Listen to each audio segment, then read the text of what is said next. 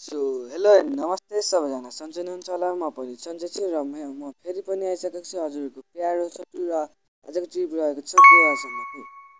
र म चाहिँ आफ्नो घरमा छु र म चाहिँ आज मेरो ट्रिपमा लाग्नलाई मेरो प्यारो एयरपोर्ट लिलक्सलाई लिएर रेडी भइसकेको छु र गाडीहरू पनि सबै ठिकठाक अवस्थामा बनाइसकेको छु र हाम्रो ट्रिप चाहिँ अब स्टार्ट गरेर म चाहिँ सुरुमा आफ्नो घरमा आएको थिएँ हिजो बेलुका नै र म चाहिँ आज यतैबाट यात्रा सुरु गर्ने मेरो यही गाउँको मान्छेलाई लिएर जाँदैछु गोवा। र यसको यो एप्पल डिलक्सको इन्टेरियर चाहिँ दामी है।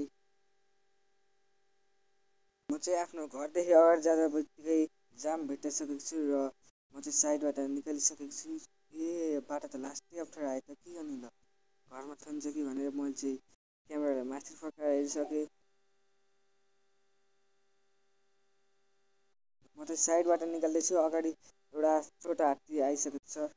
ए ला, अगाडि त फर्चुनरको त एक्सिडेन्ट पो भएछ त ल। म चाहिँ साइडबाट फेरि गएर भेटौँ है त ल। ए ला ला ला, त्यहाँ त बसको पो एक्सिडेन्ट भएछ ल, यता पनि भएछ ल। अब चाहिँ के गर्ने ल, बाटो सकिने। ए धन्न साइडबाट रहेछ ल, साइडबाट निकालिदिउँ न त ल।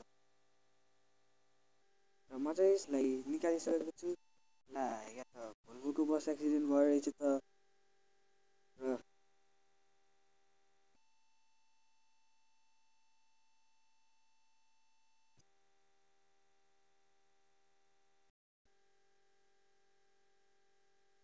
म चाहिँ अब ड्रोन सट लिन लागेको छु ल, हेर्नुहोस् है।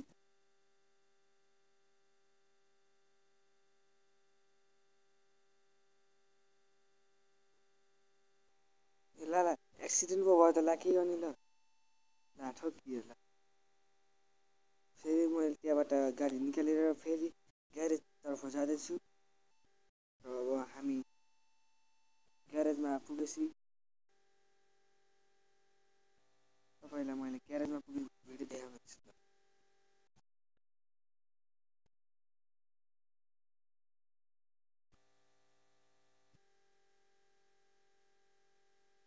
यो चाहिँ हाम्रो गाउँको बजार। सरी साथीहरू, म चाहिँ ग्यारेजमा गएको भिडियो देखाउन पाएँ। मेरो गोप्रोमा चाहिँ ब्याट्री सकिन लागेको थियो, त्यही भएर ल। म चाहिँ आफ्नो गाउँदेखि 10-12 घन्टा लगाएर आइसकेको छु यस्तो हिउँ भएको बाटोमा ल। यहाँबाट त हिमाल पनि राम्रो देखिने रहेछ।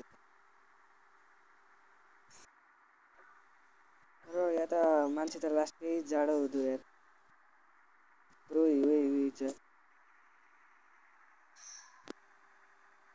चाहिँ यस्तो पिच बाटो देख्दा बित्तिकै यस्तो दुग्राउनु मन लाग्छ, के गर्ने ला। चाहिँ हिमालयन रिजनबाट हिल्ली रिजनमा झर्दैछु र साथीहरू, म चाहिँ हिमालयन रिजनबाट झरिसकेको छु र हिल्ली रिजनमा प्रवेश भइसकेको छु। ला यहाँको बाटो त है दामी पो रहेछ ल। र बाटो चाहिँ लास्टै घुम्टी रहेछ ल, यस्तो बाटो पो के हुनुपर्ने। तर के गर्ने, यहाँ घुमाउँछ गाडी त गायब भयो भर्खर। ए यता त जाम पो भयो रहेछ। ए त्यो छोटा हात्तीवाला चलाइदिन्छ कि एक्सिडेन्ट गराएर यस्तो चलाउन नजानेको मान्छे के होला। गाइस, हामी हिँड्दा हिँड्दै फेरि पानी आइसक्यो। हिँडेर त होइन, गाडी चलाउँदा चलाउँदै पानी आइसकेको छ।